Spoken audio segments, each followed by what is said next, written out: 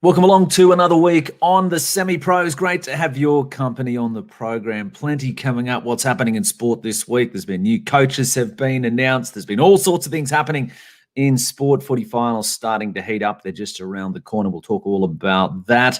Locally, it is the matchup of the century. DDBBL round 1, promoter's dream. It is the Livewired Lightning featuring none other than our own Troy Gurski up against the Grammar Blazers featuring none other than our own Steve Glover. So they go head-to-head. So we'll have a bit of fun with that on the show. And we've got Grant Spees from the Lightning joining us and also Steve Fryer from the Grammar Blazers joining us. So we'll have a bit of fun. They are our ITP Haines Wilson special guests joining us on the program tonight. Also, thanks to Hogans Family Jewelers, we will have a look at the highs and lows that have been this week. That's all coming up on the Semi-Pros. Stay with us. Just about do, mate. Surely. There you go. That's outstanding.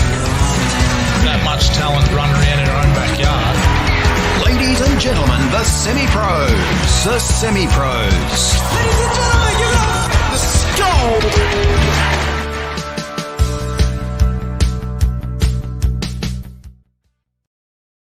Welcome along to the Semi-Pros. Gee, I'm excited this week, really excited. The Semi-Pros Showdown. Boys are here. We're ready to go. Steve Glover, how you going, mate? Good, mate. Don't should get too excited. I might be just sitting on the pine, waving the towels or something like that. Towel Maybe. waver. We might do, yeah. Oh, just a low number 13 or 14 round pick, mate. So not expected to do too much. So Right. What about Troy? I'll listen to it. What are we expecting from you then, Troy? I don't know. I'm just a 42-year-old old has-been. So, I don't know what we're expecting, aren't we, between the two of us? I'll tell you what, mate. He's got to. I hope he's been in there doing a few strugs because he's going to doing a fair bit of carrying. I'd be reckoning. No, I've had a few hits ready to roll. Looking forward to it, actually.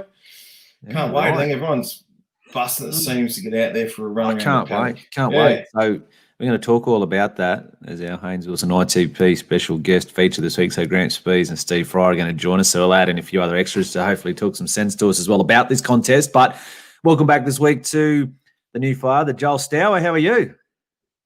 Mate, going well. Going real well. Enjoying my last week off of the old paternity leave and then back to reality next week for me. But it's certainly been a change, that's for sure.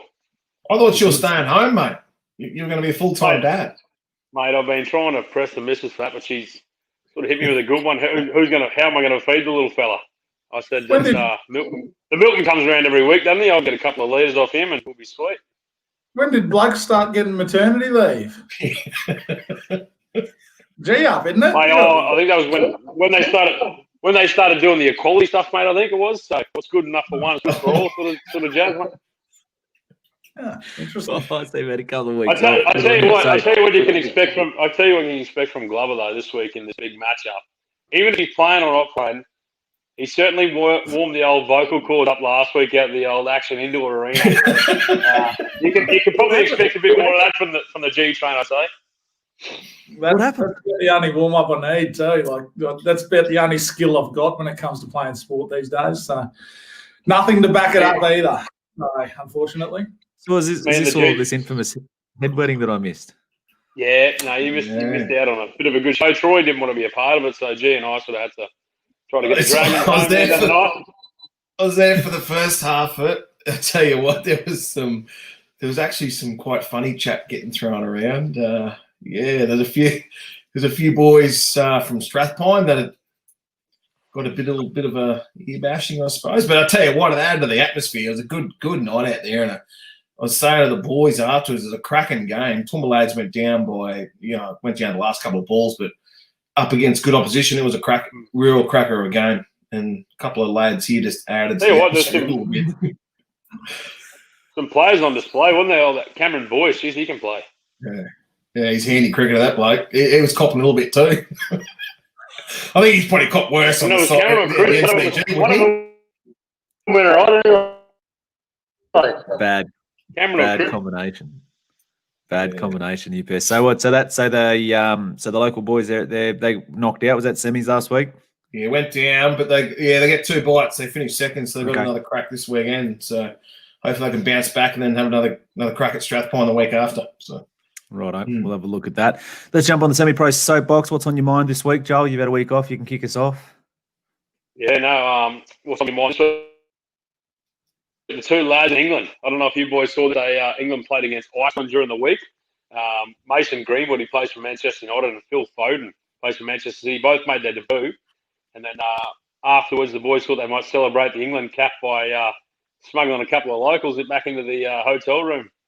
Got them punted from the tour. They paid off a couple of hotel staff, I think, to smuggle a couple of girls off the old Tinder up to the room. And unfortunately for the boys, that was the end of their England debuts. They've been punted.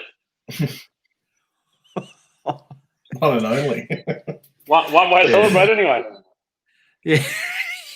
What, being banished? So Try out the local talent. Yeah, so yeah. Now, Troy, we talked about the Gurski curse last week. We were talking about Novak. Yeah. Well, he was in the news this week, so we won't talk about that in the Southern Hotel shot clock. But anyway, you cursed him last week. So who are you putting the mocker on this week on the soapbox? Mate beside me, I like this one. What's the matter, Parramatta? They what's the go? Can they win the comp? That's my question. Can they win? Can they win the competition? From what they've shown in the last month, I'm saying no. They were in the market there probably 6-8 weeks ago, putting the top 2 or 3. But just from what I've seen, I just don't think they can. I don't think they can bounce back and win the competition. I think they won last week, didn't they? Yeah, they got out of jail against the Warriors. Got home by a try in the end. I just don't think they're playing on a bit of a trot. What's that, mate? The Warriors have been going pretty red hot too. I think they smacked them. Wouldn't say Knights red a couple hot weeks earlier. We all know what's the matter with Parramatta, and it's September, mate. It's finals time, and it comes time to stand up and be counted. So that is where Parramatta disappear. We all know that. It was coming the whole season. It was just the build-up that got us to this point, and here we are. It's good to see. I want to put it to me. I want to put it to Joel. Do you think you can win the comp, mate? Nah. Oh, Fly under the radar. That's what we'll do. We're no chance if we're asking you. I do think there's no chance, anyway. I'm damned if some bad internet there, Joel. I'm damned I don't. I know that. That's a Can you good hear me look. now? Can you hear me now? Am I back or what?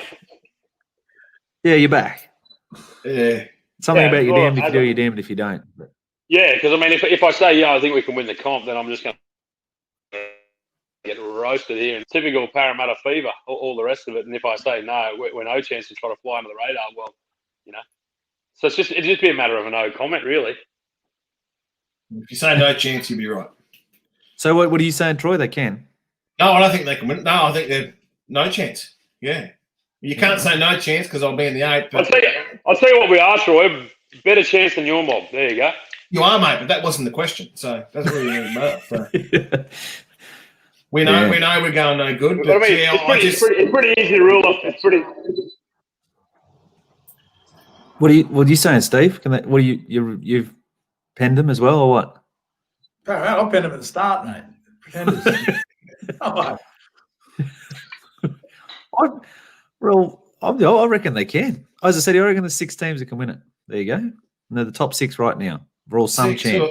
who are they? Sydney, the Roosters. Well, you got the Storm. Jocks. Storm, Roosters. Who else is in there? Para. Who else? Anyway, the top 6. I can't remember who they are. Panthers, Panthers. I think you're just South. about down to 2. Yeah, I think you're close. Who are they? Who's the 2? Roosters and Panthers. I don't think Melbourne have got the. They've had too much run with injury, so a bit of a halted setup. And I just think, Penrith are flying, and then the Roosters, they've had their little lull. They'll come good, get everyone back. So We'll tell this week. Maybe the Knights will get over. I disagree. I don't reckon the Panthers can win it. Why? They haven't got the experience. I think they're all young fellas. They're on a high at the moment. Wait till the Eels roll them this week, and they'll just go bundling from there. If the Eels roll them this week, it'll be the best thing that happens to them. You know, just restock, get going. They're chasing down a Both record. of them, I reckon. It'll be the best thing that happens for both of them. They're chasing down a record. What was it? The Bulldogs on 17 in a row. What have they won now? 13, 14? I don't know. I should know. This bloke counts. No, 15, telling me all about it. 15 in a row. Yeah. Right, so that's your. They've got a couple of very winnable games too, haven't they? The last couple. Yeah, definitely. Yeah. They should win. They actually week. should win out, really, on form. So, but that's not being Einstein. They're on top of the ladder. Steve, what do you got? What's Gloves catch this week? I'm going to go a bit of a chat, and it's rearing its ugly head, and it's not just the Currick stewards, but the racing judicial system having all sorts of dramas. We saw Ben Curry get his decision overturned a couple of weeks ago. We've got who's the punter riding on a stay of proceedings, so he's copped 3 years and can still go there down in Sydney. The job. Oh yeah, Adam Hieronymus. Yeah, Hieronymus. So he's got 3 3 years and still ride around. And Benny Mellon, the Peach. And the story today that's coming out where the so-called case against Weir, there isn't video footage as they thought there was, and they're relying on somebody to be an eyewitness in their testimony, and now they've gone up in air saying, "Oh well, we're not 100% sure that we actually saw him using the jigger." So, mate, it's just a debacle, and it was an interesting story, and it was more so about the capacity to come back and what's the word, Joel? Fight for like loss of income and those sort of things. If Weir gets to a point where they don't have the evidence to back up, because they basically destroyed that bloke. Yep.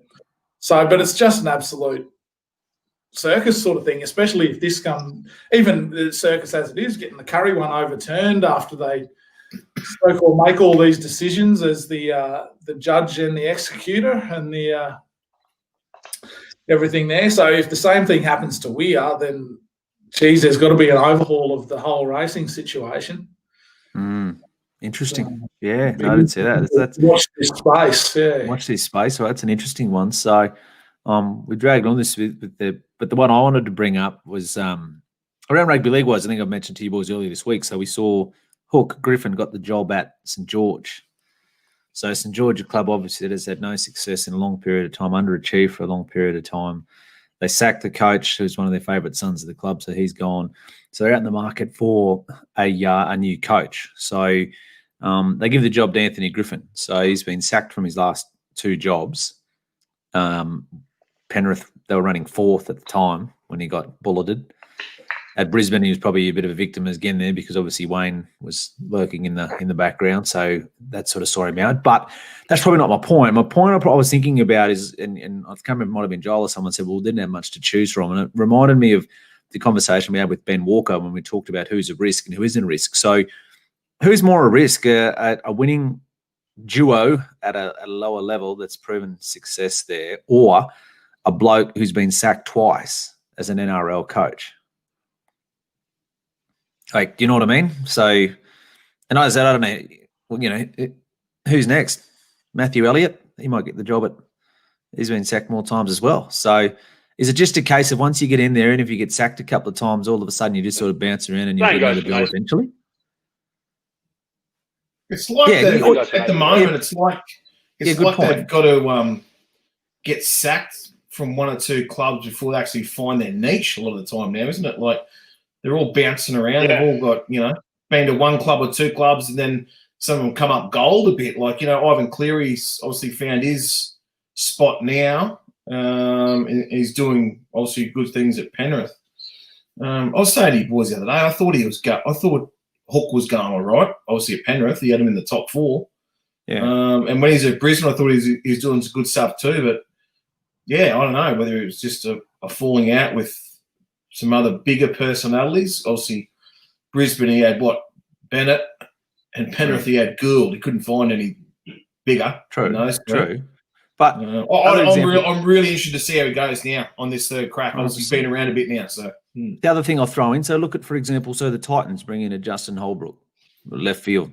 No one ever really heard. Well, he's not a household name and coached the NRL before. They're going great. I know they're out of the 8, but you know what I mean? Like what he's doing with that squad. Steve, your mob, Adam O'Brien, I don't know who the hell that was. And now all of a sudden, look how well he's going with the Knights. He probably said the same with Seabolt when he was first here at South. But anyway, do you know what I mean? I kind of just thought about it, and I thought, as Ben Walker put it that day, said, who's a bigger risk? So yet they're sort of perceived as a risky conveyance to take on as a NRL coaching position. So anyway, wouldn't it be chew on that? Less of a risk because they can. The ones they are putting in, that's what I'm saying. They're less of a risk, aren't they? In terms of that's why they keep choosing because they've done a job before, so we know.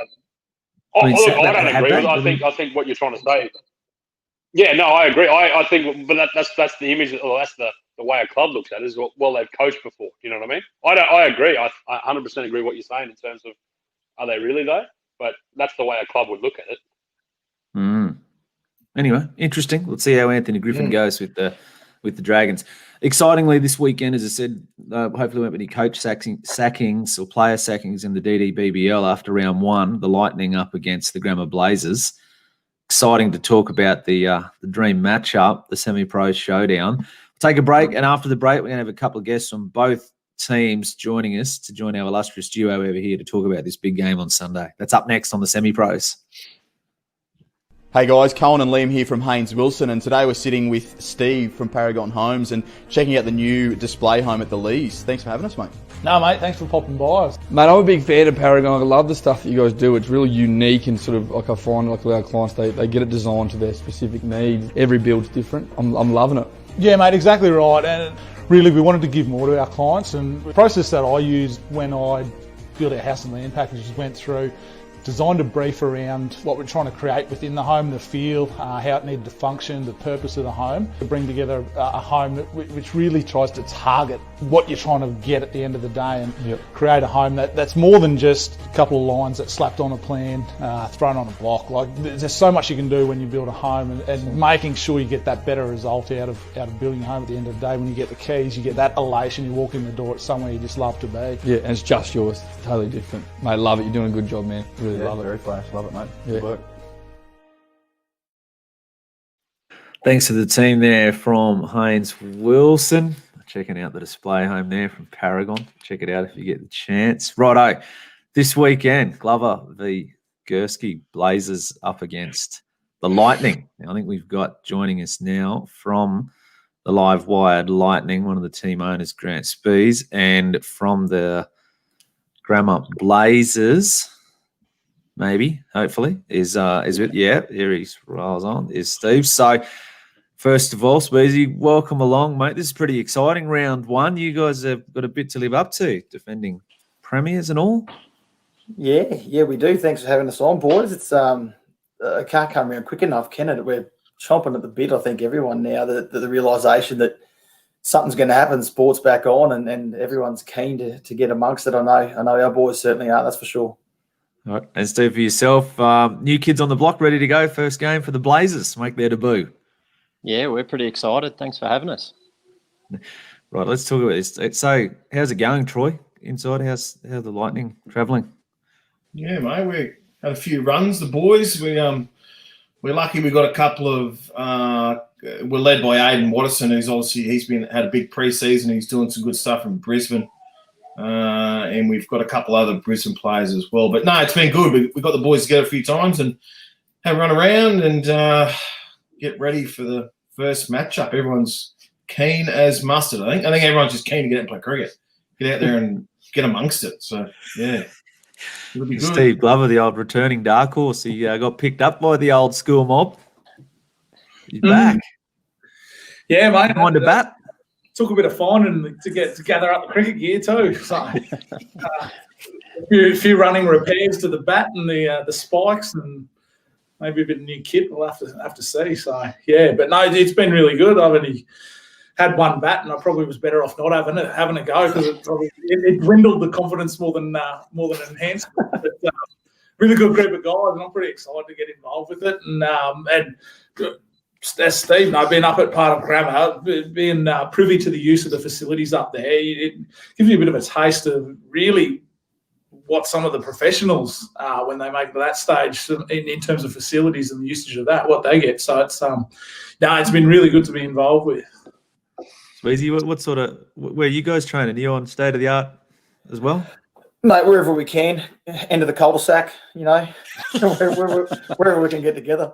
No, we go to Rockville Park. We went out to Highfields Park, actually, the new sports park out there the other day, and had a bit of a whack around. So, yeah, mate, that's the thing. These guys, most of these guys are A-grade cricketers, so they're all haven't hit anyway for their respective clubs. So we feel that we don't need to overtrain them. They know how to play cricket. So it's more just getting the boys together and getting everyone to know each other and yeah, getting keen to play.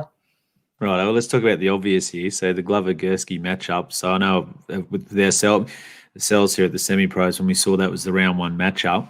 How good's that? So Troy, you were sort of nattering something before Steve came on that he's never beat you or whatever. What's the track record?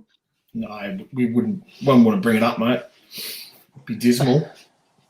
But I think I'm heading 2020, so I'm pretty sure we're playing 2020s this year. Yeah. Another record that's dismal is Speezy's tried horse selection. So I hope his tried horse here goes a bit better. I'm more interested to see what's Mr. Fry's going to do with Steve. Will he rest him straight up? Because I reckon he's got 1.5 games, I reckon. So I'm just interested to see when he's going to inject him, whether he wants to get rid of him first up or bring him halfway through the season. That'll be the thing. It's all part of the strategy, isn't it? No, I mean, so all we have to do is get a couple of big bombs over the fence at some stage, and we'll be happy, won't we? Mm.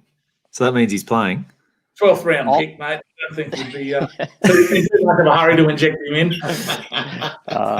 Mate, we haven't done our team as yet, so when we get round to that, we'll address that on Sunday when we all get together. So from there, I mean, who knows at the moment, mate? Mr. Bringelcombe has that all under control. That's what I wanted to ask you, Steve. You've got Cam Brimblecombe at the helm, cracking bloke. How's it been working with him, mate?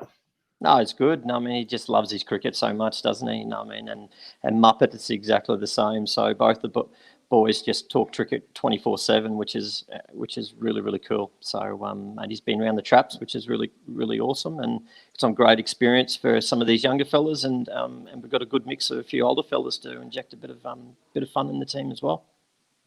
Speezy, what about for you guys? Different captain, different squad, few new faces, few familiar faces. Yeah, different captain.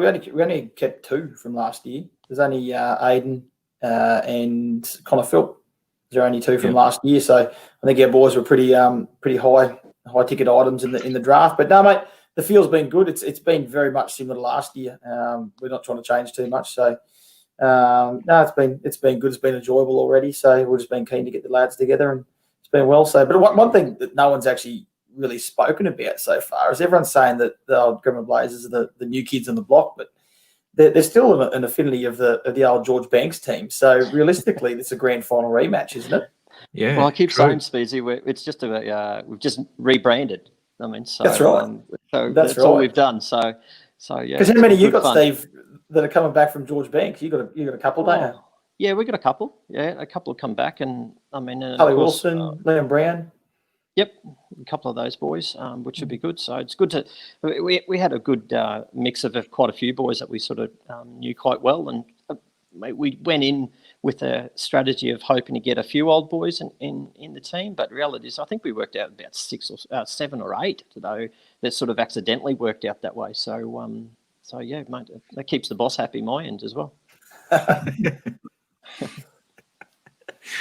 I just can't wait. So for round 1, so said with everything that's sort of been going on and uncertainty around sport in general, to know that we'll get out there on Sunday and see the opening round must be pretty exciting. for you guys to be a part of. So I'll start with you, Steve, I guess, just to see, as I said, just to be able to get out there and play sport. Yeah, mate, it's such a massive part of our community, isn't it? I mean, we're all cricket tragics in our own right as well. So absolutely wonderful start to the season. Brisbane A-grade started last weekend, so it's sort of all the bat on the willow, sort of the smells and sounds of cricket all starting for that type of the summer period, which gets us all going in the morning, doesn't it? Yeah, Speezy, do you feel any pressure on your guys this year, your inaugural winners? Not really, mate, because it's so fresh and new this year. So not really, but it's going to be similar to last year. We've sort of been going through the team lineups, trying to pick who's the team to beat and throw a blanket across them all again. So I think it'll be another great year. But yeah, just I'm like a caged lion, mate. I can't wait to get out there. I'm just chomping at the bit. I think that's one of the best parts of the comp is that I don't think there is a favourite. I mean, because I don't think anyone can actually ascertain which team's stronger because everyone's sort of pretty much got a good blanket across skill and experience across all teams. I'll tell you what has done, like having the draft system, like as Speedy said before, they won the comp last year and they've got 2 players from that team. Like, it does its job, doesn't it? Having a fresh draft and getting 1 or 2 new teams in, it just spreads the talent across all 6 teams again. Kent's done an unbelievable job in that way. Absolutely. So what role are you going to play on the weekend, Troy? What will you be doing this season for the Lightning? Not captaining, obviously, like you had last year with the Aztecs. So different role. Yeah, different role. It's good actually going along and can. Hopefully lend a bit of guidance to a few young fellas. Obviously, one thing that you've been talking about, me and Glove having a showdown, well, it just won't happen because there's no way one of us will be bowling because we'd be blowing hamstrings. So, obviously batting somewhere up the top there and hopefully can put some good contributions in and, get us a few wins would be nice. Mm-hmm. I did roll the arm over the nets the other day, and I didn't know whether my elbow was going to dislocate, my quad was going to tear off the bone, or my Achilles was going to snap, or it was going to be a combination of all 3. And Steve, from your point of view, selecting Steve Glover, was there any concerns around drafting him after reading his preamble of why he'd be unavailable? He's probably available again now. He's mentioned he wouldn't be able to play in the second week. Was that any concern to you, just his commitment to the team? Absolutely not. So, listen, it's just good to have good people around the team. So I think Speezy mentioned before that, I mean, we can't teach anyone how to play cricket in the next 6 weeks, but we can have a lot of fun while we're doing it. So that's part of the selection process. So, Glove, are you playing second week now or? 3rd week, isn't it? I think. 3rd week, sorry. 3rd week, yeah. I've been told there's a double header and then the Brisbane guys aren't available, so that'll be... You're shooing. I cannot wait. Yeah. You got the early game after Wheatwood? We're double header, so we'll have the early and the late game. So, it'll be good. I think I will be available. I'll just be fairly tame at Wheatwood like I generally am most years. Heard a lot of cricketers beware the drunken cricketer on a Sunday. Sometimes they can they can reap rewards. Sometimes it and I'd say this not out of experience, but it can make you concentrate harder because it's harder to see the ball and you have to actually put your mind on it so you don't hurt yourself. 100%. That's a theoretically outcome from that. But when you're running, you're loose. You just throw them down. Yeah, it has been proven many times though. Yeah. Well, we might see it in a few weeks' time. I'm sure we'll see it in a few weeks' time. Can do. Hey, Speezy, I did want to mention you guys were very big on the incorporating families, young kids, all that sort of stuff, getting them around for hit. I suppose that's going to be somewhat restricted this year in terms of what's going on with the world at the moment, COVID and that sort of stuff. But are you still trying to incorporate as much as that as you can and involve the families, involve the kids, bridge that gap between eras sort of thing? Yeah, Glove, we definitely are. So on the Lightning Facebook page today, we announced that, we had the program last year that we called the Little Lightning Legends, which was simply just to get kids into cricket because, I don't know, or most guys, it's Australian dream, isn't it, of being a cricketer and getting these kids involved early on in their life. And so this year we said, yep, we definitely want to still do it again. But unfortunately, yeah, like you said, due to COVID, it's going to be to a restricted sort of level. Still get the kids along, still get them to meet all the players and whatnot. We still got a few little freebies and whatnot to give out. Look, if a kid happens to bring their own bat along and we can throw a little softball to them and they belt it, look, I'm sure there's no dramas in that. But for actually, getting in and doing, we did like a little training run sort of thing last year, which was really good. The kids got involved, the players got involved, coaches. So yeah, look, it's disappointing that we can't do it to its full extent this year, mate. But look, we're big on family. Most people know that me and Painey, we both got kids and families, and they play cricket and all sorts of sport. And most of the guys, we encourage them to bring their families, bring their wives, bring everyone along to the game if they can, because that's what it's all about. Realistically, this comp is getting people together. So hopefully, fingers crossed, that we can actually get a few people out there and have I think I said on the post today, a socially distanced great time on the weekend. Yep. So that's all on Sunday. So when are you guys, 2 o'clock? 2 o'clock. All games at 2 o'clock, mate. So Country Cook Oval, Country Cook 6, 7 and 8, 3 games concurrently. Walk between them. You'll get to see some great action, I'm sure. So that's all happening on Sunday. Now, with just the condensed nature of the competition and everything, it's an obvious statement, I know, but getting a win first up is very important. So this you always want to start the season on a winning note. So this is an important one to kick off with a win.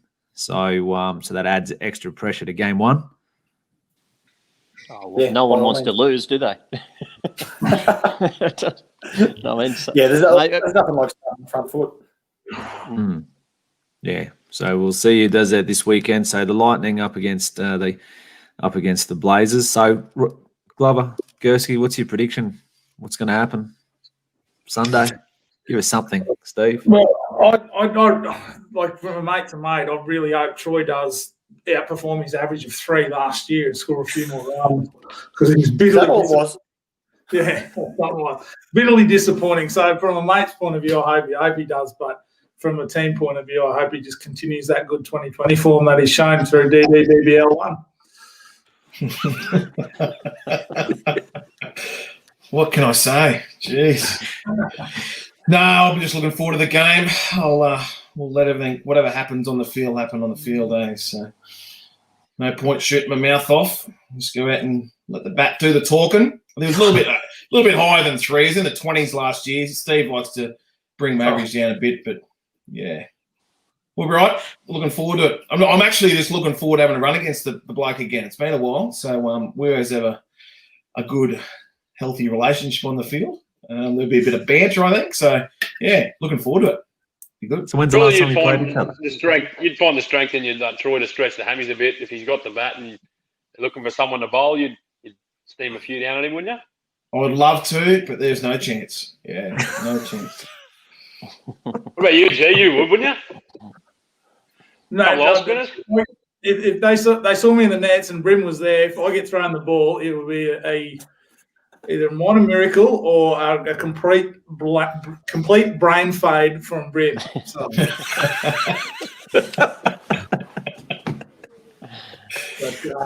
I can't wait. Actually, I haven't been playing any sport outside golf and that, and back in that team arena, and like Sweezy said, like, man, it's just about bringing people together and being back in there, and that's half the enjoyment of playing sport. Turning up, mate, talking to the boys and getting involved and see what happened on the last weekend and who did well on and off the field and all the stuff, and that team camaraderie. So mate, whether I'm sitting on the bench waving the towels, as I said earlier, or out there playing some minuscule part, happy to be involved anyway, and especially with following the success of what the DDBBL last season was, just to get an opportunity to have a crack at that. It's pretty awesome, pretty exciting. Hey, we spoke about this last year, didn't we? How this competition brings blokes back. Like Steve's a perfect example. He hasn't played for, what is it, Gloves? 2 or 3 years probably he hasn't played for. And the concept's brought him back, and he's not the only one. There's a handful of blokes like that are coming back to play. And a dozen schooners at the Southern on a Friday half.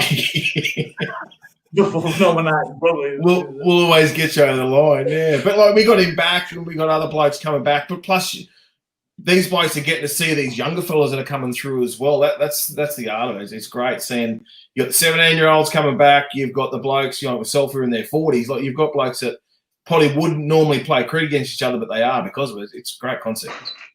Yeah, no, it's terrific. And then obviously for Grammar, for Livewired, it gives you guys an opportunity to be involved and own a franchise. I think anyone anywhere that's been involved in sport, you think I'd love to own a footy team or a cricket team or a basketball team, whatever it is. So this gives you guys that opportunity to do that, basically. Yeah, well, technically I don't own it. My headmaster does. So call me an operating manager for a better term. Yeah, and I tell everyone, absolutely everyone. So I own a cricket team. It's great. Yeah, that's what I mean. So it's good fun. So, and even like us, we've had a bit of fun with the semi-pro. So Joel's aligned himself with Steve, and I've obviously aligned myself with Troy. So we'll be out there in opposing corners on the weekend. So should be good actually. So just to see. Hopefully it's not a fizzer. Most of these contests you build up and they just end up then. Hopefully something. Hopefully one of you does something. Anything. Could be a fizzer. We both might be on the bench. That's what I'm saying. Hopefully you do something. We'll show you some glimpses of something anyway. Don't know what it'll be, but stretching. They might want to get some stump mics out there. That'll make it interesting. That'll be good. Yeah, that'll be good. We'll talk to who does the stream? Sorry, I should know that. Top of my head. PTV. Yeah. Vicky. We'll have a yarn to him, see if we can get some stump cams. So and mics. They want a good exclusive mic. Someone on the 5 second. Probably don't want that. But yeah, no. So round 1, 2 o'clock, Captain Cook. So all the teams will be in action out there, 6, 7, 8, as we mentioned. So Livewired Lightning up against the Grammar Blazers. One of you blokes will tell me who the other teams that are playing each other are. Who's playing the other fields? Rob Scan are playing the Hip Pocket Rockets. Yep. And 80 Care will be playing Valley Raptors then. Okay, so that's so they're the matches that are on this weekend. Grant, Steve, thanks so much for giving us a bit of your time on the show this week. All the best this weekend and all the best this season to both of you. Yeah, love it. Thanks, James. Thanks, boys. Thanks for having us. You're watching the Semi-Pros. We'll take a break. Up next, we'll have a look at the Southern Hotel shot clock.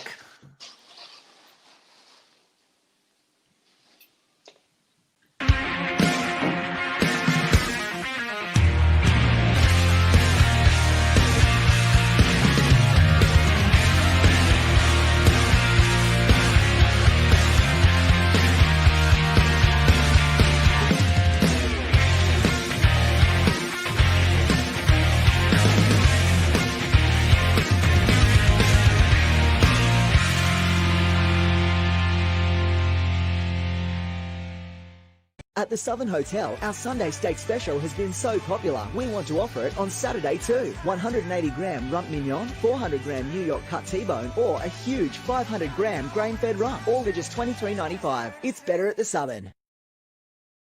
Most certainly is better at the Southern. Pop down, see the team there at the Southern, obviously operating there all week round. Pop down for a meal, pop down to watch some sport, pop down for a drink, whatever you would like. They've got it all there for you at the Southern Hotel Bar 839, and they present each week our shot clock segment. Righto, boys, Southern Hotel shot clock. First topic I want to talk about. Novak Djokovic. So he's been binned in the US Open. He's hit a ball person. Didn't do it on purpose. Well, it didn't, he didn't intently turn around and belt it at them. But anyway, that was the end result, and he's been disqualified. Justified or what? What do you make of the incident? Yeah. It's in the rules. Yeah. And they all know it. All the players know how strict it is, the rules. And you can tell, normally when they finish a game and they're going to hit a ball over to a ball boy, pretty much they just tap it on the ground. Whereas Novak's given a bit of he gave it a nudge. He didn't absolutely flog it, but he's nudged it, and he's hit. As soon as you hit one of the ball lines people, that's it. In the rules, you're disqualified. So they've got to have that strict line. And he knew it as soon as he hit her. He knew what was happening. So, and it just adds to what we spoke about last week, James, about the perception of Novak now amongst the other two. As we said last week, he'd probably go past the other two with titles, but I think the perception is people are going to rate him below them, might not because of his tennis ability, but because of his other antics, I suppose. So, Yeah. You've always been a fan, Joel? Yeah, I've never been able to cop the bloke, to be honest. Made that no hidden secret, and I love what Nick Kyrgios put out on the old Twitter. Yeah. He threw up the poll, how many years would I have got, 10, 20 or 30? And I think that's just about right too. They've it's sort of swept under the carpet pretty quick for old Nole. They've just binned him from the comp and he just took his medicine and went off into the sunset. But I think had it have been someone like Kyrgios, you'd never hear the end of it. So it's just the mark of the bloke. I reckon he's just an absolute wanker. Steve, anything different? Oh, I'll tell you what, it's a bit harsh. He's given a ball a clip. If it misses her, he's got off scot-free. And if she had the nous to duck out of the way, she would have been right. He's absolutely pelted one in at 220 coming off the racket off a serve or anything like that. They're quick enough to move out when the serve comes to them. Just Actually, how more of them don't get on that? How more of them don't get hit is beyond me. And then rocking it down that 260k an hour. Yeah, and it's just a little duck and weave. You can dodge a ball, you can dodge a ramp. Hey, Steve, I tell you what didn't help Novak. I tell you what didn't help Novak was the reaction of her. Oh, jeez. Yeah. But look, it's obviously against the rules. But geez, was there that much in it? He wasn't even looking at her. Give it a clip, hit a flush, but I reckon it's a bit harsh, fella. Maybe that's what it is, because it's the skills of the bloke. He wasn't even looking at her. He meant to hit her and just give her a clip. That's the skills of the man. Good thing. But yeah, if it one, geez. If it hit her in the knee or hit her in the foot, same thing. He's out. Well, that's what I mean. So that's why I posed the question. Interesting. I reckon it's a bit hard done by, actually, old Joker. So if he turned one up and pelted it at her like you do when your brother beats you or something like that, then fair enough. But I don't think there was much malice in it. So, right. Thoughts on that? The other topic I wanted to talk about, guys, in the NBA. So the Bucks, they're gone. They've been ousted in the second round. They were favourites, weren't they, to win the NBA championship? At least they were red hot to win the East. They've gone out spectacularly. They 4-1. They've been beaten by the Miami Heat. I know Giannis went down for the last game and a half. So Southern Hotel shot clock. Two things: the Bucks, what happened, and two, what happens to Giannis now? And he had a lot of speculation of where he'll end up. Will he stay in Milwaukee, etc., etc. And obviously, a lot of the thought pattern around it was, well, if they go very deep this season and potentially all the way and win it, that might convince him to stay. Plenty of teams that are lining up in the Giannis sweepstakes. So, Steve, what do you make of it? What's going to happen? Last year, they needed to put another piece around him, another stud or another guard. Like Chris Middleton, he puts up okay numbers, but he's trash when it comes to the big games. He doesn't. He was huge in the fourth, mind you. Yeah, when he stepped down, Giannis was a support role player. They just didn't put the pieces around him, and they're going to.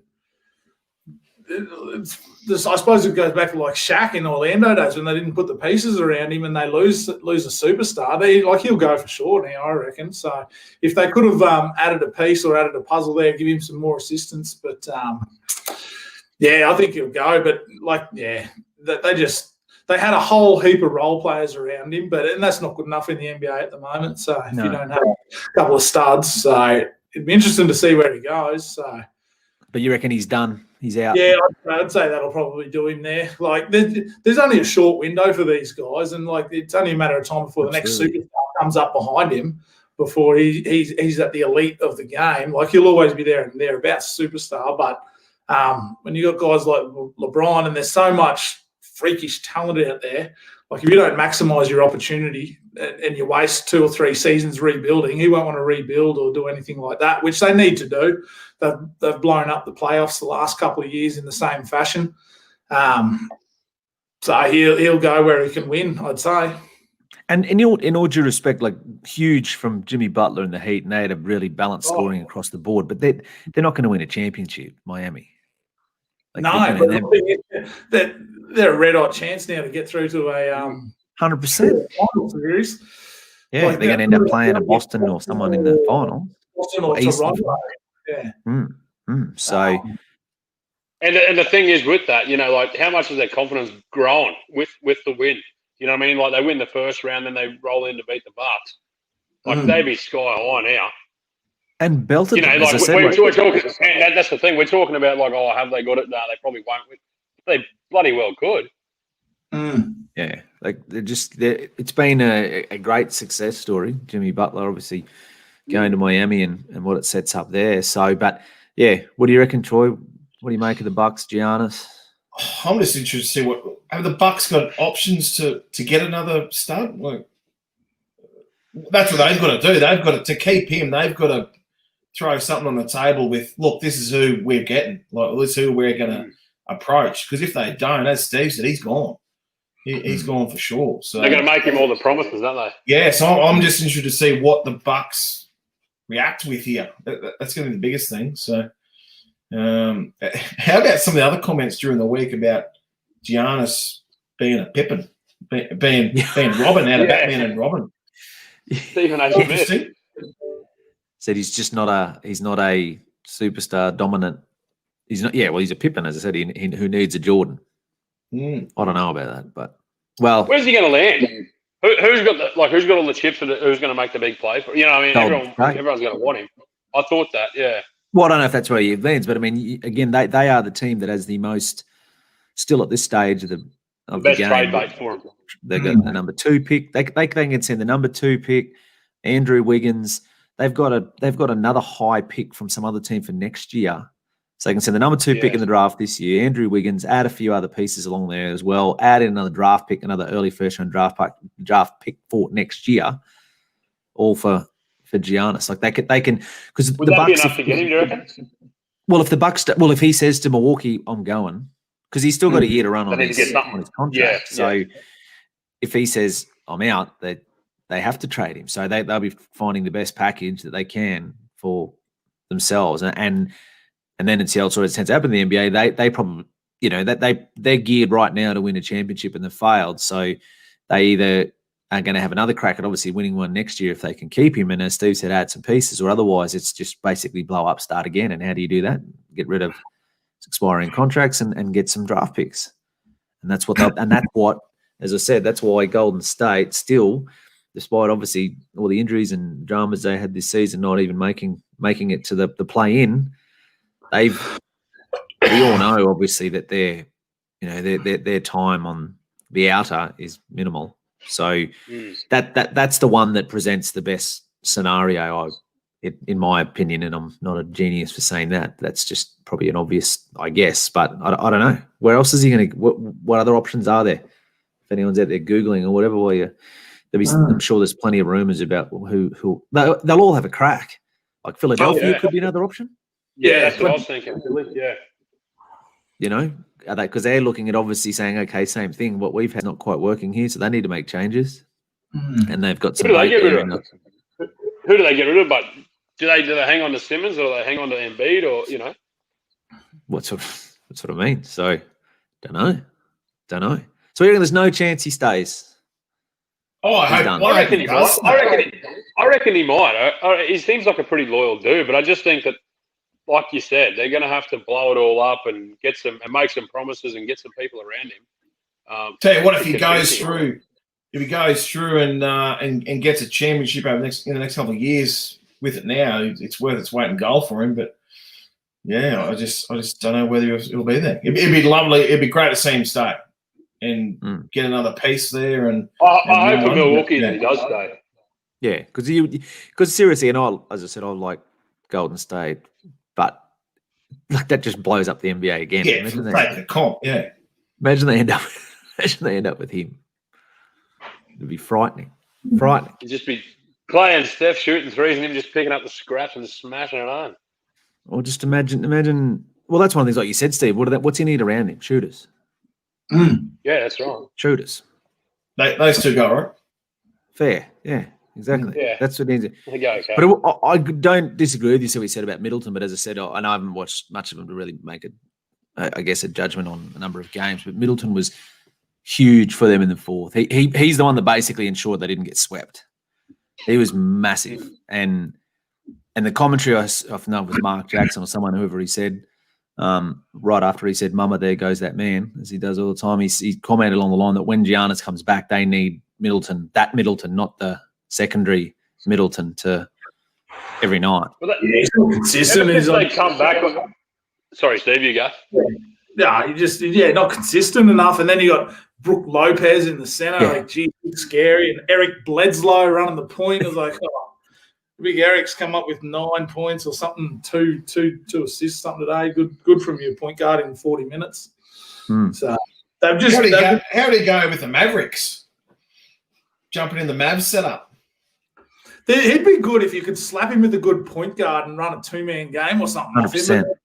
Run him with Luka. Chris Paul might be available. Well, there you go. That's the sort of thing they've probably got to chase, but whether they can or not. You know, who have they got or what have they got that's going to?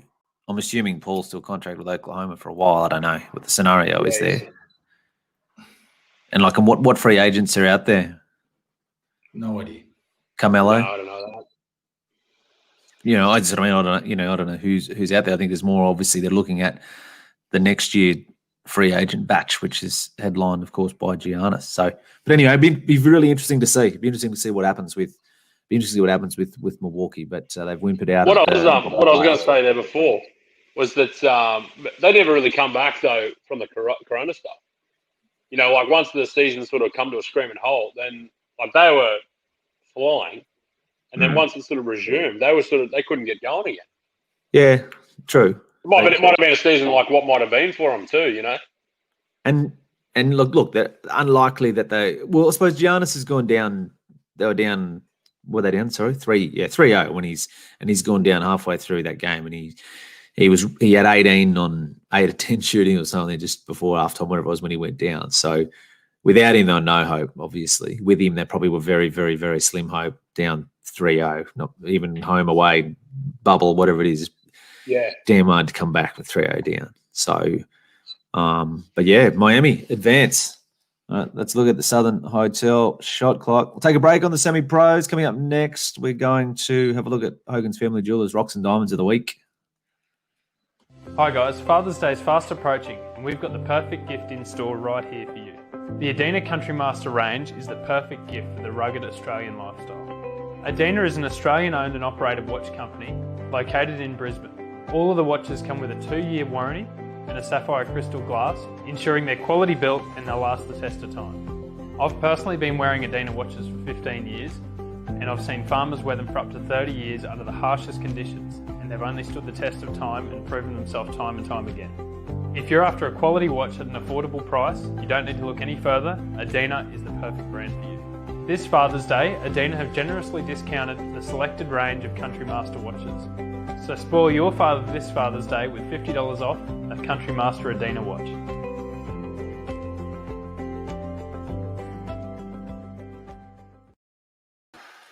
Hogan's Family Jewelers, Rocks and Diamonds. So we look at the highs, the lows, and we'll also try and find you a few winners. So what have we lost one? I know he's coming back. So Rocks and Diamonds, thanks to Hogan's Family Jewelers. Rock of the week.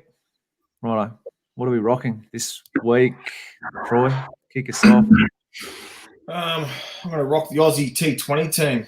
Yeah. We've gone over to England and gone down 2-1. Should have won the first game. Chasing 160, but none for nearly 100, and we've collapsed 4 for 9. But it's an ongoing thing with the Aussie T20 team. We've never been good at T20 cricket. We've always bombed out of World Cups.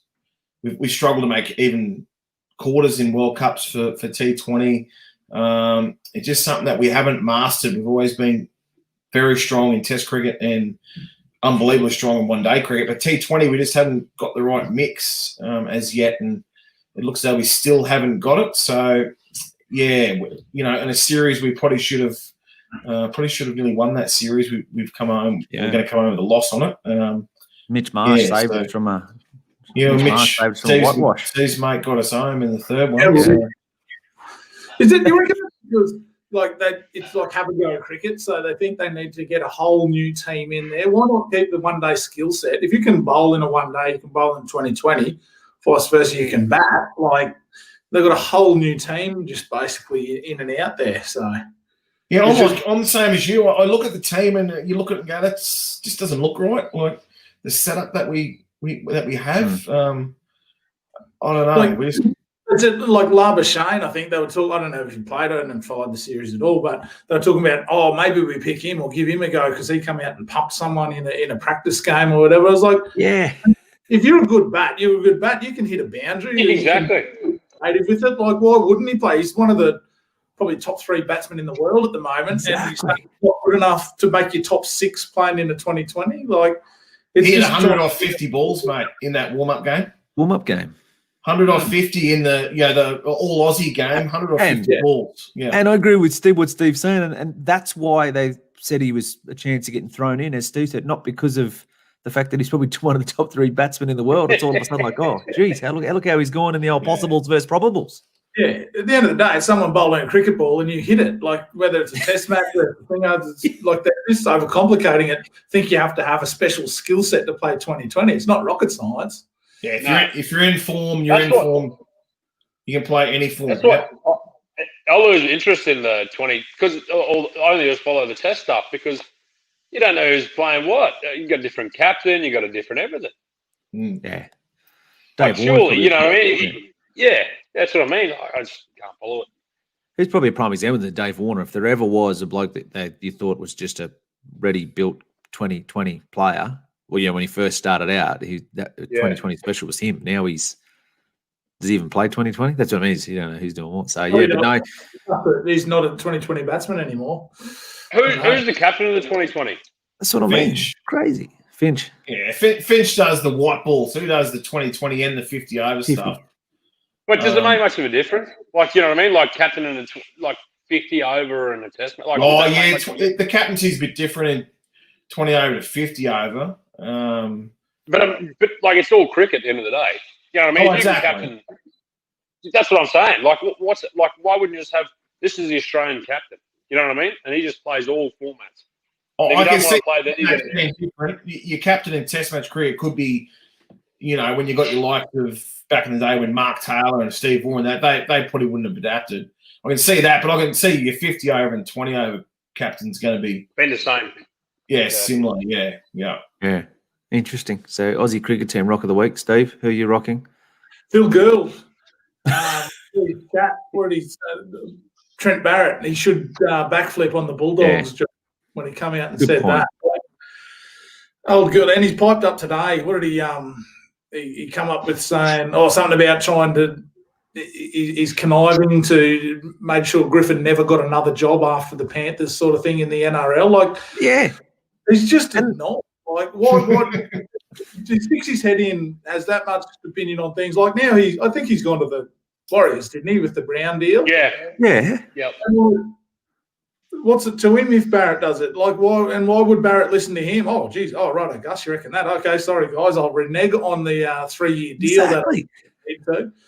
Like, Gus, mate. I think he might have just faded into a bit of irrelevance for a little while. He's trying to get himself back on the big picture. So, but yeah, the less you hear of Gus, normally the better. So, probably is a smart fellow when it comes to footy when he stays in his lane, but he just can't stay in his lane. Yeah, good. That's the thing too. I saw something from him the other day. Like when you're on Facebook and you get caught in a rabbit hole and you just watch about 1,000 videos, and somehow I popped up watching. What's he on that 100% NRL or something that comes on like Monday nights at midnight or something? Yeah. Anyway, it was some grab off that, and they were like, "Oh, so what do you want to do, Gus?" So he's in the media, like obviously with Channel 9, and he works for the NRL. He's Yeah, he seems quite. Volandi's just getting him. He's like making him a job or something, trying to promote the game over in the islands and that. So now he's with New Zealand Warriors, doing whatever he's doing there. Like you said, Steve, just tries to make himself relevant wherever he can fit. And then he was going to be a player agent, player manager. That's right. Yeah. Anyway, good point. And then I saw that. It might have been a different article, Steve, but same thing. He was sort of when they're talking about Griffin and they're saying that he conspired, obviously, to not see Griffin get the job, and he came out and said, "Oh, Griffin's been out there bad mouthing me for years." Yeah. To be schoolgirl sort of stuff.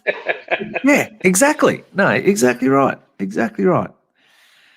Anyway, what Joel? Who are you running with? DAZN, DAZN. They're the broadcast. They're like the live stream broadcast that announced that they were signing everyone on $60 billion deals and things like that with the boxing and taking the world over with everything like that. Today in America, massive news. Canelo's filed a lawsuit. So Canelo Alvarez, the gingerhead Mexican who's the biggest superstar in boxing right now, he hasn't had a fight since last year, and it's all because of this mob. Him and his promoters, they can't work out who he's going to fight and when they're going to fight and what they're going to fight for. They promised him something like 35 or 45 million per fight, and he has to fight twice a year. So on Cinco de Mayo, which is like the May weekend for the Mexican anniversary, and once in September. So he has to have 2 fights a year as a prize fighter. It was a $300 and something million deal over 10 fights, James. I think it was something like that, wasn't it? Yeah. And crazy. He's now suing him for $280 million, saying, well, and seeking a stay so that he can fight with another promotional company on another network just so he can fight. He's saying, I'm hamstrung here. I can't do anything. I'm the best in the world. I just want to fight anyone I can, anytime for my fans. And my promoter and my network agency, who are supposed to be paying me all this great money, aren't paying me a cent because I'm not even fighting. So they can be my rock. Old DAZN promised him the world, and they gave him an atlas. Well, I thought you might have going to take my job, but I'm on a boxing theme as well now, and I'm really keen on some opinion on this from you guys. And the main reason I say that is because you guys have played sport a lot higher level than I ever will, and just what you talked about before, Steve, getting back in that team environment. So Glenn Rushton, right? I don't know if anyone's seen this. He came out and did a big. He was on a podcast, Standing 8 podcast with Ben Damon and Jeff Fenning. And anyway, if you haven't seen it, it's 55 minutes. It goes quite a while, but have a look. So, but this is my concern. So I'm not going to, regardless, should he have thrown the towel in, can he train? I'm not interested in that. What I find unbelievable, again, as I said, and I'm talking about this from you guys know the intersectum of being involved in a team. What happens behind closed doors, staying behind closed doors, etc. You ride through the good and the bad. Well, Glenn, in this interview, jaw just hit the ground. So we all know what happened. Jeff Horn's been beaten. There's all different stuff that's occurred, why he got beat or how it happened, etc., etc., etc. Glenn Rushton's come in for a hiding in terms of because he should have done this and he shouldn't have done that. But anyway, Rushton's just come straight out and basically thrown a lot of them under the bus. Yeah. Don't look at me. This guy did this and that guy did that, and Jeff wouldn't do this, and I told Jeff this, but he wanted to do that. Chris Muckett, the guy that's from Toowoomba area actually, cut his teeth down at Gatton, strength and conditioning coach, basically threw him under the bus, saying he said that he was ready for this performance and the science and the recovery and all this sort of stuff, and it wasn't right. Jeff wouldn't spar hard. I begged him to do this. Everyone else in the corner. Basically, I just couldn't believe it. And I just kind of thought, if you were a teammate, so if you were Jeff Horn or these other guys, like basically you saw a job, bagged a lot of them, like Adam Copland, who he basically said, he shouldn't have been on the apron. He got knocked out earlier. His fight should have been he's just given it to everyone essentially in Glenn's way that he's done it. And again, everyone's entitled to their opinion and he is sort of in charge of that, but I just don't understand why post the fight you do it, like why you'd throw them all under the bus and stuff like that. Like I just feel like if you're involved in any sort of sport as a team and things like that, the certain things, wouldn't you just blew about it behind closed doors, if you like. That's fair enough. But to come out and just... That's his style. Remember when he got beat against Zarafa? It was, Jeff, he's eating too much pizza. He was doing this, he was doing that wrong. And then when he got beat against... He's always doing these ones, the old finger pointing, and he did it, and, all that sort of jazz. Like obviously got no insight whatsoever. And that's what it showed in that interview from my perspective. I'm glad you rocked him for it, because I rocked him a couple of, I think it was my last appearance on here, and I was half tempted to go again on it after what I watched on that. Absolute no insight, has he? But like Troy, how would you feel like you're playing for Australia and he's got beaten, things weren't exactly quite right, and he's just come out and said, "Oh, the captain wouldn't do this," and the coach or it was seriously. I don't, as I said, I don't understand it. I mean, if you do it behind closed doors and it's a private meeting, and you just basically rip shreds off everyone. You should have done this and you didn't do that, and I told you so, and it should have been this. So be it. But to come out and in his first sort of public appearance explaining this situation, just as I said, literally go, "Yeah, here boys, here's the bus and lie down there." And he's just and then jump behind the wheel and drive out. I don't understand. I don't see how the best question. Sorry, before you go on, Troy, the best question that they asked him, it was Jeff Fennick. When he said that, so you talk about this committee, blah blah blah, and then he said, "Mate, the buck stops with you. You're the head trainer, aren't you? So why didn't you pull them up like when they were doing all this? All the rest of it. Why didn't you just pull them all apart then and say, listen, I'm the coach. You do this, you do that, and this is how it's going to be." Isn't that the answer? How do they move forward from that? They can't. I hope he retire. I hope he retire. You're done. We in teams I've been involved with Aussie setups and that we've had every now and then you're going to come across something like that. Like we weren't the same, but we had something similar. It's in our circumstance, it's that's the inner sanctum. You step out of that, you're gone. It's NTA. You never tour again. You're finished. Yeah, exactly. Yeah, and as Joel said before, the buck stops with the coach, and that's what our coach always said. Like he took it upon himself. It was, if something's going wrong, it's the coach. I'll look after it. I'll take it. I'll take the rap. Whereas Rushton, he's going the opposite. Instead of taking it, he's deflecting it. The prime example, Troy, is when your man Anthony Seabolt walked away from the Broncos. He could have done them ones easily. Yeah. He could have easily done the old mate sit beside me. He wouldn't do this, and Brodie Croft, he couldn't play. He couldn't do this. He could have easily done that, but he just took it on the chin and said, "We're in a results-driven business. I'm the coach. The buck stops with me. We weren't getting results. That's the end of it." And great example. Whether or not there was anything else behind it in terms of there would have been, which we all 100%, know. But regardless, he could have easily done it. It was a press conference. He could have easily done it. Yeah. And look at what the rugby league coaches do. Like that's why Bennett and Bellamy, they're so good, is when there's something like that, they deflect it in the media. They deflect it every time. They'll take a hit for one of their players. They'll take a hit themselves. They do it regularly, whereas Rushton's just. If you get a chance, watch it. Even if you don't watch the whole, you don't need to watch the whole 55 minutes. Trust me, you can if you like, but which I did. And as I said, I just couldn't take my eyes off it, to be honest. But didn't you watch the whole thing? 10 minutes, 100% from go to away. I couldn't. I was just sitting there.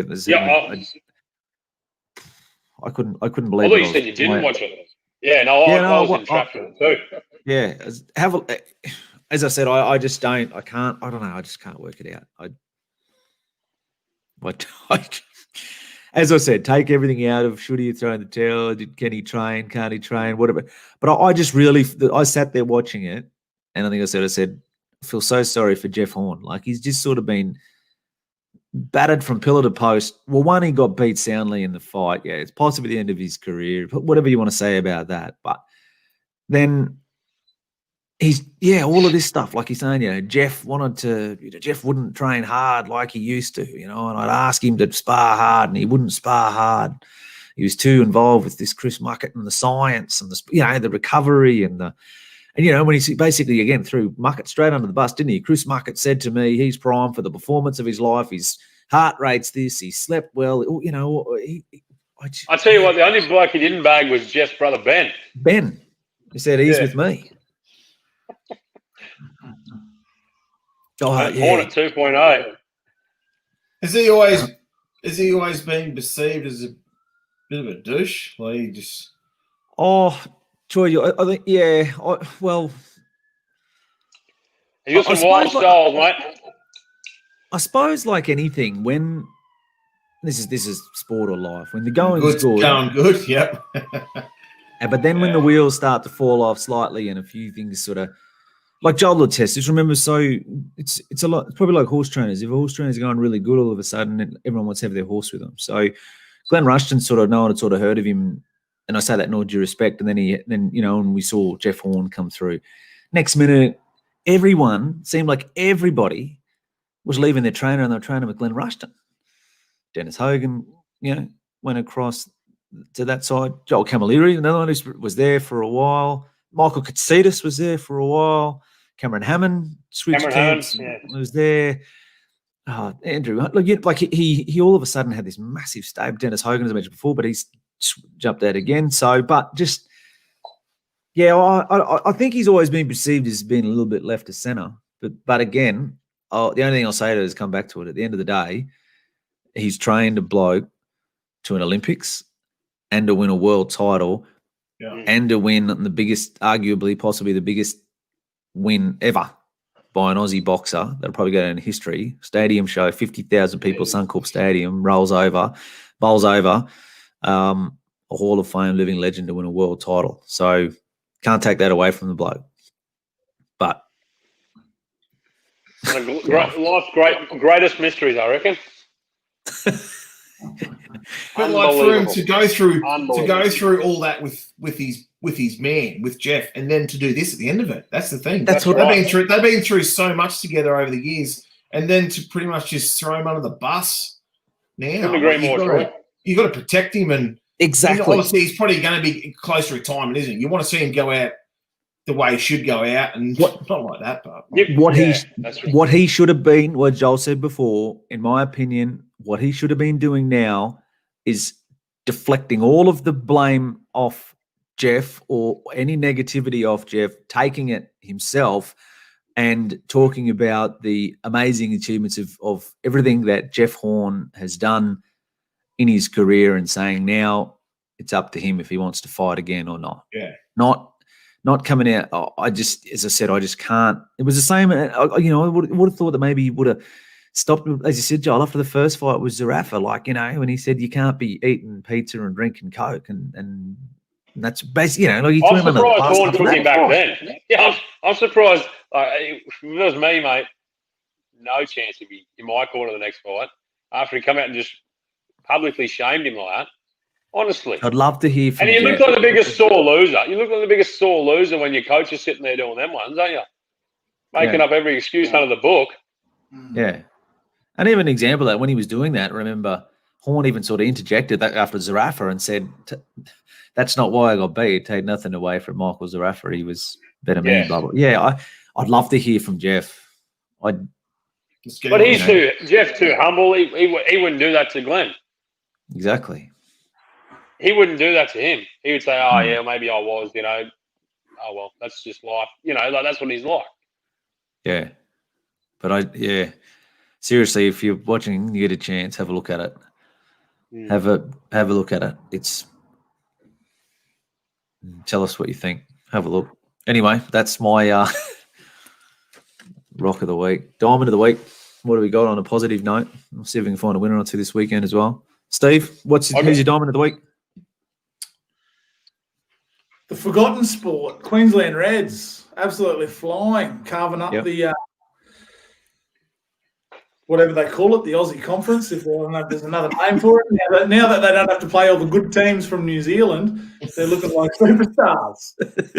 Only beat what's in front of you. So, they got a touch-up from the Waratahs there a few weeks ago. That might have been the wake-up call they got. So, got snuck home in a tight one against the Brumbies on the weekend and sit atop of the conference. So, I know Troy's a massive fan there and avid Reds jersey purchaser. So he'd be absolutely over the moon with the way the Reds are going. So we might have to go to another game, mate. Yeah. Who's your first try scorer that you always back down there? Oh, the winger. What's his name? The Broncos. Piranha. That's right. Who? Pereira. Story for another show, mate. Yeah. Great. Yeah. Oh, I know. No, good, seriously, good. No, but good call. Good in terms of the Reds going great guns. Troy, what do you got? I'm going to go the Demon, Alex Demon. Yeah. Obviously, with all the fiasco going over there in the US Open with Novak, a few people probably don't realise we've still got an Aussie that's going through the card there. So he's got through to the quarters. He's got his quarterfinal tomorrow. I think it's around 10 o'clock Aussie time tomorrow morning. He's got a tough one. I think he's up against Zverev, I'm pretty sure, who would now be close to favourite for the comp. I think he's about the third or fourth seed, somewhere in there. He's playing. What's that, mate? Whoever's playing second favourite. Okay. Yep. So he showed a bit the last summer, last 1 or 2 summers out here, and I think last year he might have got to the fourth round at the US as well, and now he's got through to the quarters, and it's just one of those years, isn't it? COVID, anything can kind of happen at the moment, and who knows? He's like a little Leighton Hewitt, I suppose. He's smaller than most of the blokes he comes up against, but chases everything down and has got a will to win. So yeah, hopefully he can propel the Aussie tennis going into next year as well. The Demon, Alex Demon. Joel? Speaking of small little blokes, this fella and his brother will fight anyone, anywhere, anytime. Talking of Jason Maloney, he's just announced, I think it was yesterday or today, that he's fighting probably the biggest puncher in boxing at the moment, I reckon, the monster, Iwanui from Japan. And these fellas, they're like bantamweights or super fly, I think they are, between him and his brother. They're twins. Yeah, they're small little dudes, but man, they can fight. And hat off to him and that's what he come out and said, to be the best, you got to beat the best. And fair dinkum. The set of pills on the fella, going over there to fight him, mate. No one wants to fight him. No one, everyone's stepping out the way for this bloke, and he's this little old Aussie who trains down there at the Tweed, and just threw his hand up and said, give us a go over here. They're good. Jason Maloney, what a legend. Yep. I like those boys, Andrew and Jason, very humble boys, and they can really fight too. So can fight. Love a good scrap. Mine this week, Sonny Bill Williams. I don't know what he did on the field. He played about 2 minutes, didn't he, last week? So probably could have rocked him for that, actually. But because of talk about impact in terms of coverage, in terms of interest, the interest around Sonny Bill Williams back in the NRL, and people question why they allowed him back in, etc. But they did a little, as they tend to do here when you forecast sort of things, of what the value is worth. So if you're putting a dollar value on Sonny Bill Williams in terms of the exposure, so he had 17,000 mentions in the media in the lead up to the game this week. So that quantifies in the region. So in terms of dollar value, so promotion for the game, so media value across print, digital, radio, and television. Did you see how much? 30 million. Yeah. 30 million. So, love him, loathe him, think it's a joke, think it's the Roosters salary cap sombrero, all the rest of it. The interest a bloke generates, and at the end of the day, market dictates, doesn't it? So people want to hear about him, people want to see him. Isn't he not even playing this weekend? Did he make the 17? Did I read that as well? Isn't he? I thought he'd be playing for sure. Get another 15 or so out of him. Yeah. Well, exactly. As you're saying, mate, you're not hearing too many people whinge about it, are you? Because they know it's good. It's the best thing for our game at the moment in this COVID year is exposure, and that's what he's given the game. Yeah. Yeah, he mightn't be in the team against your mob, Steve. That's who they play this weekend. One hell of an athlete too. Oh, got a fair rig on him, eh? Oh, depressing. They're saying, where's he going to play? And they're all saying, oh, you're playing the middle, as in the front row. Geez, you put a few of the big front rows like Georgie Rosen, that's a shame, wouldn't he? Yeah. Doesn't it show you packing down the front row with him? Actually, sorry, he's 17. He's number 17. He's playing. Apologies. But like for Sonny, the boys said the rig on him, like pretty fit of a bloke. So he'd gone out and played 10 minutes, and he was blowing. It shows you how quick the game is now. Wow. Yeah, exactly. Yeah. Exactly. Righto, semi-pros, Hogan's Family Jewels, multi of the week. Winners? We got any? I was that confident last week, and I went under to Tip it again. something new blokes. No, they're putting in the 1350 this week, as I said. It's supposed to be wet there this week, guys, so that'll help. But I wish they kept it in the 1200. I would have doubled up. But what do we got? Multi of the week. Who's on? Yep. I'm going to go Flemington. Where are we going? Race 7 in the Maccabi Diva. There's a few coming back here. I'm going to back number 4, Fierce Impact. So Fierce Impact, second up. You're getting 550 about at the moment. Second up for 5 starts for 2 wins and a couple of placings. Up against a few coming back, like Vow and Declare and whatnot, are back in the race as well, getting ready for a cup tilt, obviously, if you come back last week as well. But, yeah, I think it'll be ready to win second up. What did I say? What was it? Number 4, Fierce Impact, 550. Fierce Impact. Beautiful. Yeah. Steve, you got a winner? Yeah, I'm going to go. This race will shape the whole spring. So in the run of the Rose, we'll see why. This was the best 2-year-old last year. Would have won the slipper if they went down there. But on the road to the Everest, Queensland's pride and joy, Rothfire. The thriller from Chinchilla. From the run to the Rose down in Sydney. And this is a cracking race. Better change my tip. These ones, this crop of 3-year-olds will go on to dominate throughout the sprint races throughout the spring. So just get on them, and Rothfire will donkey lick them. What price, mate? $4.40. Yep. What's favourite in the race? Farnan. Yeah. Right. Well, I'll have to. Thanks for that. I'll have to change my tip. That's all right. What were you going, James? North Pacific. Well, got to. Back to J-Mac. Yeah, exactly. Best jockey that's ever lived. It's got barrier 1. It can't go any worse than 1 wide. So something there. But yeah, no, Rothfire, very, very interesting actually picking up that slot. So, but anyway, yeah, so Steve's on that. So what do we got, Joel? Who are you running with? Mate, I'm tipping the Boston's horse. Doomben race 1, number 6, Tranganu. Should be 3 from 3, this thing. It missed the kick at Ipswich, I think it was, and home late down the outside and just missed in the second start for old Sheezy.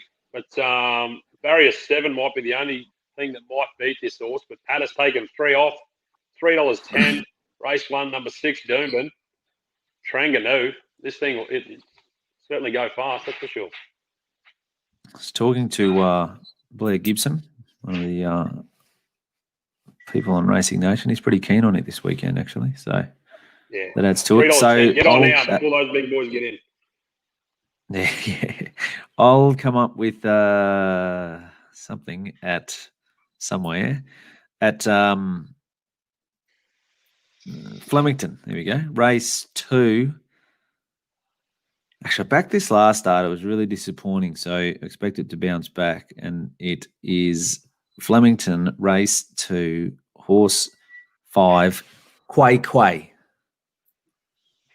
See if you can find it. It's not spelled. I'm pretty sure that's how they pronounce it anyway. So Quay. Freddie Kersley, Matt Kamani in the saddle resumed the other day. It was a fair run, but yeah, I think it's better than that. I think it'll improve here. $17 too. How good's that? Right, let's look at a semi-pros multi of the week. Right, so to wrap us up, so Troy, the indoor boys play this weekend? Yes, they're going to back up. They're going to play Toowoomba, who got through the other semi. Toowoomba down at Springwood this Saturday night. So, yeah, if the boys can notch up and win there, then they get another crack at Strathpine in the GF. So all the best to them this weekend, yeah. Okay, and then round 1 of the DDBBL said 2:00. Captain Cook 6, 7, and 8. So you can get along there and you can support all of the games. What are you guys on? 6, 7, 8? Which one? No idea. Middle. Where are we? 7 club. In the middle.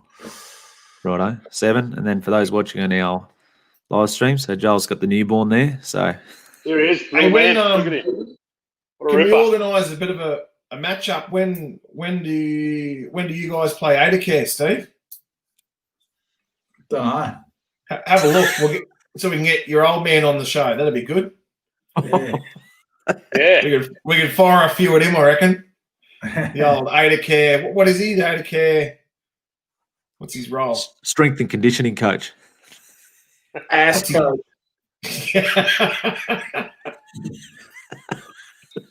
That's a must. We've got to get him on here. The stalwart. We'll ask him about a few of those Care. hard leg punting. We'll ask him about a few of those hard leg punting stories. Be a 3-hour show. That's right. Oh, this would be good. We'll definitely do that. Let me know when that's on. We'll do I think that it's for actually. I think it might be the day after Wheatwood. The double header. Wheatwood The double tips as header. well. How good. It's all happening. Look forward to it. That should be good. Righto. So that's all coming up. But yeah, good luck to both you guys this weekend. Great to see you back out there with the Willow. May the best team win. We'll be out there to support from the sidelines and see how you go. So that's all on this weekend. Get out and support some local sport. So there's plenty happening around the area. Pretty good time of the year to be out and about. Spring. So enjoy the weekend. Good luck, boys. Thanks for joining us on the Semi-Pros. We'll catch you again next week. Just about do, mate. Surely. There you go. That's outstanding. That much talent running around in our own backyard. Ladies and gentlemen, the Semi-Pros. The Semi-Pros. Ladies and gentlemen, give it up. The Stower.